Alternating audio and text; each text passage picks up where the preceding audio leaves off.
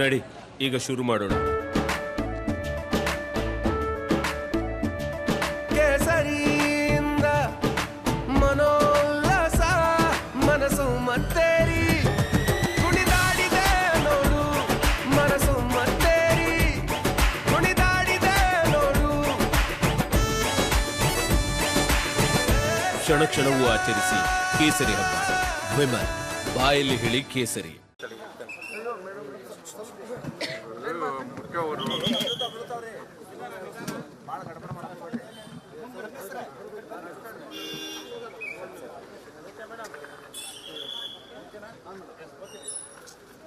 ಹದಿನೈದು 5/2024 ಸಾಲಿನಲ್ಲಿ ಬೆಂಡಿಗೆರೆ ಠಾಣೆಯಲ್ಲಿ ಒಂದು ಕೊಲೆ ಪ್ರಕರಣ ದಾಖಲಾಗುತ್ತದೆ. ಅದರಲ್ಲಿ ಅಂಜಲಿ ಕುಮಾರಿ ಅನ್ನೋರದು ಕೊಲೆಯಾಗಿರುತ್ತೆ.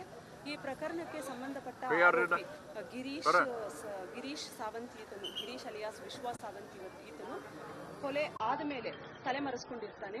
ಸೊ ತಲೆಮರೆಸ್ಕೊಂಡಿರೋ ಆರೋಪಿಯ ಪತ್ತೆ ಕಾರ್ಯ ಕುರಿತು ನಾವು ತಂಡಗಳನ್ನ ರಚನೆ ಮಾಡಿದ್ವಿ. ಸುಮಾರು 8 ತಂಡ, ನಿನ್ನೆ ರಾತ್ರಿವರೆಗೆ 8 ತಂಡ ಬೇರೆ ಬೇರೆ ಕಡೆಯಲ್ಲಿ ನಾವು ಮಾಹಿತಿನ ಕಲೆ ಹಾಕಿ ನಾವು ತನಿಖೆ ಮಾಡ್ತಿರ್ಬೇಕಾದ್ರೆ ರೈಲ್ವೆ ಪೊಲೀಸು SP ಮತ್ತು ಅವರ ಸಿಬ್ಬಂದಿಯವರ ಮಾಹಿತಿ ಮತ್ತು ಸಹಕಾರದೊಂದಿಗೆ ಆರೋಪಿ ಗಿರೀಶ್ ಈತನನ್ನು ನಾವು ನಿನ್ನೆ 11 ಗಂಟೆ ಸುಮಾರಿಗೆ ರಾತ್ರಿ ವಶಕ್ಕೆ ಪಡ್ಕೊಂಡಿದ್ದೀವಿ. ಅವನಿಗೆ ಟ್ರೈನಿಂದ ಬಿದ್ದ ಕಾರಣ ಅವನಿಗೆ ತೀವ್ರವಾದ ತಲೆ ಮತ್ತು ಮುಖಕ್ಕೆ ಗಾಯ ಆಗಿದೆ. ಅವನಿಗೆ is N trauma care under going treatment. So ಅವನಿಗೆ ದಾವಣಗೆರೆಯಿಂದ ಇಲ್ಲಿ ಕಿಮ್ಸ್ ಹಾಸ್ಪಿಟ್ಲಿಗೆ ಶಿಫ್ಟ್ ಮಾಡಿ ಈಗ ಸದ್ಯ ಅವನು ಹಾಸ್ಪಿಟಲಲ್ಲಿ ಟ್ರೀಟ್ಮೆಂಟಲ್ಲಿದ್ದಾನೆ. ಟ್ರೀಟ್ಮೆಂಟಿಂದ ಅವನು ಗುಣಮುಖ ಆದಮೇಲೆ ನಾವು ಮತ್ತೆ ಅವನ್ನ ಪೊಲೀಸ್ ವಶಕ್ಕೆ ಪಡ್ಕೊಂಡು ತನಿಖೆಯನ್ನು ಮುಂದುವರಿಸ್ತೀವಿ. ಅದು ಟ್ರೈನಿಂದ ಹೇಗೆ ಬಿದ್ದ, ಯಾಕೆ ಬಿದ್ದ, ಅದು ಅವನು ಯಾವಾಗ ಅವನು ಸ್ಟೇಟ್ಮೆಂಟ್ ಕೊಡೋಕ್ಕೆ ಅವನು ಒಂದು ಸ್ಥಿತಿಗೆ ಬರ್ತಾನೆ ಅವನೇ ಹೇಳಬೇಕಾಗಿದೆ ನಮಗೆ. ಮತ್ತೆ ಅದು ಬೇರೆ ಬೇರೆ ಆ್ಯಂಗಲಿಂದನೂ ನಾವು ಇನ್ವೆಸ್ಟಿಗೇಷನ್ ಮಾಡ್ತಾ ಇದ್ದೀವಿ. ಸೊ ಈಗ ಜಸ್ಟ್ ತಮಗೆಲ್ಲರಿಗೂ ಗೊತ್ತಿರೋ ಹಾಗೆ ಇವತ್ತು ಬೆಳಗಿನ ಜಾವ ಅವನಿಗೆ ನಾವು ಹಾಸ್ಪಿಟ್ಲಿಗೆ ಶಿಫ್ಟ್ ಮಾಡಿದ್ದೀವಿ. ಇನ್ನು ನಾನು ಹೇಳಿದ ಹಾಗೆ ಅವನು ಟ್ರೀಟ್ಮೆಂಟಲ್ಲಿ ಇರೋದ್ರಿಂದ, ತೀವ್ರ ಗಾಯ ಆಗಿರೋದ್ರಿಂದ ಅವನು ಸ್ಟೇಟ್ಮೆಂಟ್ ಕೊಡುವ ಸ್ಥಿತಿಯಲ್ಲಿಲ್ಲ ಪ್ರಸ್ತುತ. ಅವನು ಹೆಡ್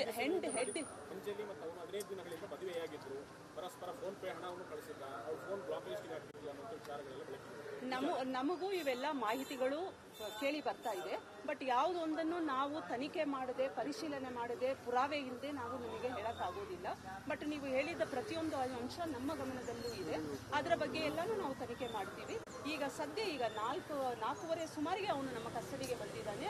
ಟ್ರೀಟ್ಮೆಂಟ್ ಆಗಿ ಅವನು ಸ್ಟೇಟ್ಮೆಂಟ್ ಕೊಡೋ ಸ್ಥಿತಿಗೆ ಬಂದ ಮೇಲೆ ನಾವು ಏನು ತನಿಖೆಯನ್ನು ಕೈಗೊಂಡಿದ್ದೀವಿ ಇನ್ನೂ ಚುರುಕುಗೊಳಿಸಿ ಇನ್ನಷ್ಟು ಮಾಹಿತಿ ನಮಗೆ ಏನು ತಿಳಿದು ಬರುತ್ತೆ ತಮ್ಮೆಲ್ಲರ ಜೊತೆ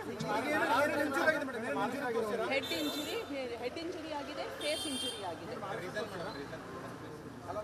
ಅವನು ಟ್ರೈನಿಂದ ಬಿದ್ದ ಅಂತ ಹೇಳಿ ರೈಲ್ವೆ ಪೊಲೀಸರು ಅವನಿಗೆ ಹಾಸ್ಪಿಟ್ಲಿಗೆ ಶಿಫ್ಟ್ ಮಾಡಿರ್ತಾರೆ.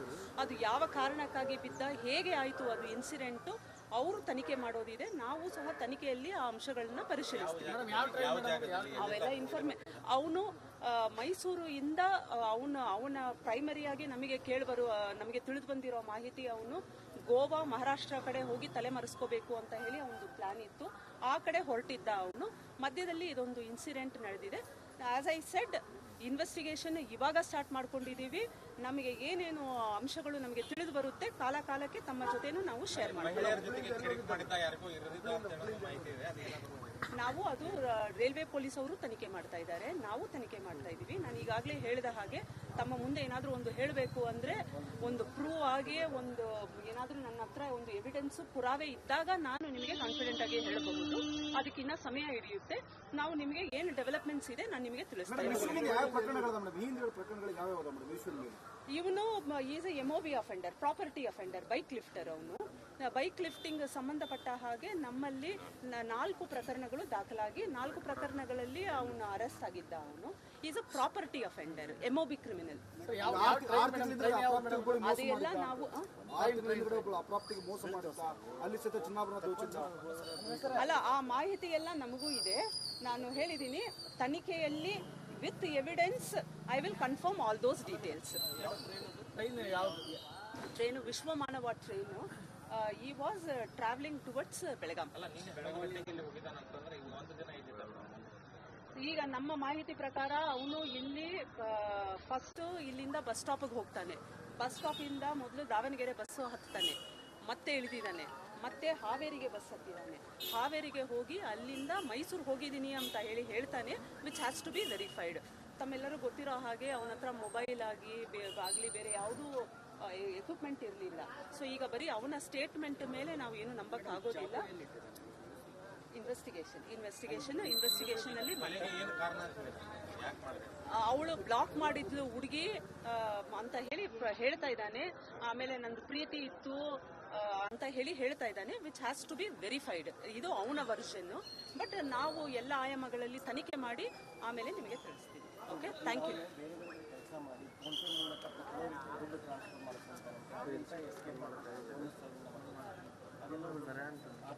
ರಿಪೀಟ್ ಮಾಡಿ. ಈಗ ಒಂದು ಕಡೆ ಕೆಲಸ ಮಾಡಿಲ್ಲ ಅಂತ ಎಸ್ಕೇಪ್ ಆಗಿ ಅಲ್ಲಿಂದ ಫೋನ್ ಪೇ ಮೂಲಕ ಇಲ್ಲ, ಅವನು ಮರ್ಡರ್ ಆಗಿ ಒಂದ್ ದಿವಸಕ್ಕೆ ಹಿಡಿದಿದೀವಲ್ಲ, that was not much of a time. ಈಗ 15ನೇ ತಾರೀಕು ಬೆಳಗ್ಗೆ ಪ್ರಕರಣ ದಾಖಲಾಗುತ್ತೆ, ಕೊಲೆ ಆಗುತ್ತೆ. ಅದಾದ್ಮೇಲೆ ಅವನು ತಪ್ಪಿಸ್ಕೊಂಡಿರೋದು ಒಂದು ಅರೌಂಡ್ 24 hours ಪ್ಲಸ್ ಡಿಫರೆನ್ಸ್ ಅಲ್ಲಿ ಸೆಕ್ಯೂರ್ ಮಾಡಿದೀವಿ. ಅದು ಏನಿದೆ ಅದನ್ನು ಪರಿಶೀಲನೆ ಮಾಡಿ. ಹೌದು, ಅವತ್ತೇ ಬಂದಿದ್ದೀನಿ ಅಂತ ಹೇಳ್ತಾ ಇದ್ದಾನೆ. ಅವನು ಮೈಸೂರಲ್ಲಿ ಕಳೆದ 6 ತಿಂಗಳಿಂದ ಮೈಸೂರಲ್ಲಿ ಒಂದು ಬಾರ್ ಅಂಡ್ ರೆಸ್ಟೋರೆಂಟ್ ಅಲ್ಲಿ ಅವನು ಕೆಲಸ ಮಾಡ್ತಿದ್ದ ಅಂತ ಹೇಳಿ ನಮಗೆ ಗೊತ್ತಾಗಿದೆ. So we are collecting more. We will check. ನಾವು CDRs ತಗೊಂಡಿದ್ದೀವಿ, ಸೈಂಟಿಫಿಕ್ ಎವಿಡೆನ್ಸ್ ಮಾಡ್ತೀವಿ. ಇನ್ವೆಸ್ಟಿಗೇಷನ್ ಅಂತಂದ್ರೆ ಇನ್ನ ಇನ್ಫಾರ್ಮೇಶನ್ ಕಲೆಕ್ಟ್ ಮಾಡೋದಿದೆ. ಇಲ್ಲ, ನಾವು ಈಗ ಪೊಲೀಸ್ ವಶಕ್ಕೆ ತಗೊಂಡಿದ್ದೀವಿ ನಾವು. ಸೊ ನಮ್ಮ ಪೊಲೀಸ್ ಕಸ್ಟಡಿ ಉಂಟು. ಬಟ್ ಅವನು ಫಿಟ್ ಆದಮೇಲೆ ಕೋರ್ಟ್ಗೆ ಪ್ರೊಡ್ಯೂಸ್ ಮಾಡಿ ಆಮೇಲೆ ಇನ್ವೆಸ್ಟಿಗೇಷನ್ಗೆ ಮತ್ತೆ ಕಸ್ಟಡಿಗೆ ತಗೋತೀವಿ. ಅಲ್ಲ, ಸ್ವಲ್ಪ ಸೀರಿಯಸ್ ಇಂಜುರಿ ಇದೆ. ಬಿಕಾಸ್ ತಲೆಗೆ ಮುಖಕ್ಕೆ ಗಾಯ ಆಗಿರೋದ್ರಿಂದ ಇಂಜುರಿ ಸೀರಿಯಸ್ ಇದೆ. ಅದೇ ಸ್ವಲ್ಪ ನಾನು ಅವನಿಗೆ ಮಾತಾಡ್ಸಿದ್ದೀನಿ. ಸದ್ಯ ಅವನು ಕ್ಲಿಯರ್ ಆಗಿ ಮಾತಾಡೋ ಪರಿಸ್ಥಿತಿಯಲ್ಲಿಲ್ಲ. ಬಿಕಾಸ್ ಆಫ್ ಟ್ರೀಟ್ಮೆಂಟ್, ಮೆಡಿಸಿನ್ಸ್ ಇರ್ಬೋದು. ನಾವು ಡಾಕ್ಟರ್ಸ್ ಜೊತೆ ಅವರ ಕ್ಲಿಯರೆನ್ಸ್ ತಗೊಂಡು ಫರ್ದರ್ ಮಾಡ್ತೀವಿ. ಈಗ ಸದ್ಯ ಯಾರೂ ಇಲ್ಲ, ಮಾಹಿತಿ ಇದೆ, ಬಂದಿದೆ. ಮೇಡಮ್, ಎಷ್ಟು ಗಂಟೆಗೆ ಅದನ್ನು ಬಂಧನ ಆಯಿತು ಮೇಡಮ್? ರಾತ್ರಿ ಸರಿಸುಮಾರು 10:30-11 ಗಂಟೆ ಸುಮಾರಿಗೆ ನಮಗೆ ಇನ್ಫಾರ್ಮೇಷನ್ ಸಿಗುತ್ತೆ.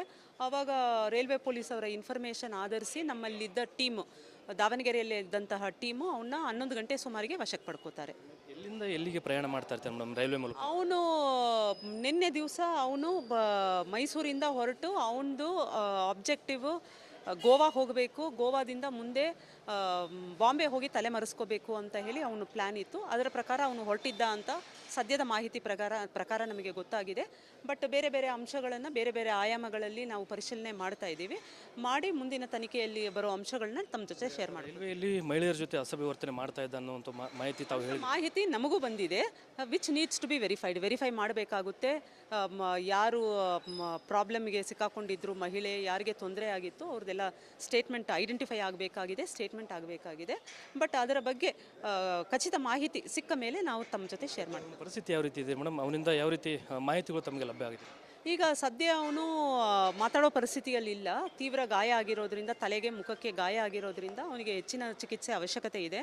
ಸೊ ಅದು ಟ್ರೌಮಾ ಕೇರ್ ಟ್ರೀಟ್ಮೆಂಟ್ ಆದಮೇಲೆ ಡಾಕ್ಟರ್ ಕ್ಲಿಯರೆನ್ಸ್ ತಗೊಂಡು ಒಂದು ಫರ್ದರ್ ಸ್ಟೇಟ್ಮೆಂಟು ತಗೋತೀವಿ.